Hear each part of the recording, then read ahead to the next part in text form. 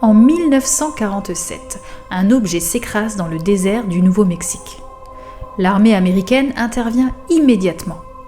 Des débris sont récupérés. Mais selon certains témoignages, il n'y avait pas que des débris. Il y aurait eu des corps. Et l'un d'eux aurait survécu. Je m'appelle Ambre Val et je suis là pour vous faire découvrir ou redécouvrir des histoires troublantes, mystérieuses et parfois à la frontière entre réalité et légende. Voici l'étrange affaire de Matilda O'Donnell McElroy et l'interview d'un être qui n'était pas humain.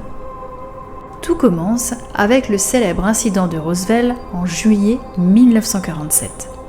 Officiellement, l'armée parle d'un ballon météorologique, mais très vite, des rumeurs apparaissent. Un appareil d'origine inconnue. Des technologies impossibles à identifier. Et surtout, des êtres non humains retrouvés sur le site. Selon certains documents publiés des décennies plus tard, un extraterrestre aurait été récupéré vivant. Et c'est là qu'intervient une femme, Matilda O'Donnell McElroy. Matilda aurait été infirmière dans l'armée américaine. Selon son témoignage, elle aurait été choisie pour une raison bien précise. Elle aurait montré une capacité particulière à communiquer par télépathie. Car l'être récupéré ne parlait pas.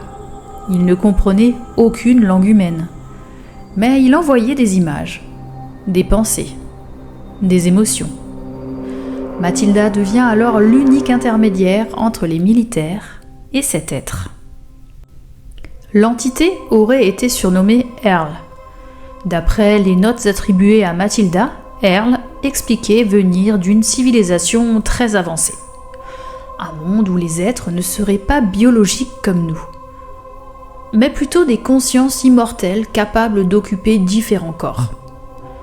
Selon ce récit, l'humanité elle-même serait une forme de prison spirituelle.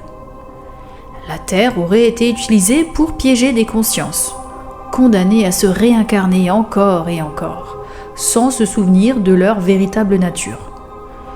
Des affirmations troublantes, dérangeantes et difficiles à vérifier. Pendant plusieurs semaines, Matilda aurait communiqué avec Earl. Les militaires auraient enregistré, analysé et classé chaque information. Mais soudain, l'être serait tombé inactif. Aucun signe de maladie, aucune blessure. Comme si la conscience avait simplement quitté le corps.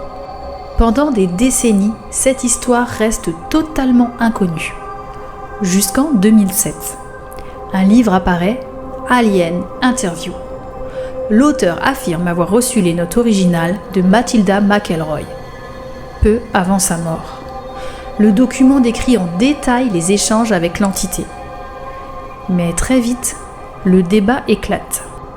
Aucune preuve officielle, aucun document militaire authentifié, aucune trace de l'existence de Matilda dans les archives de l'armée.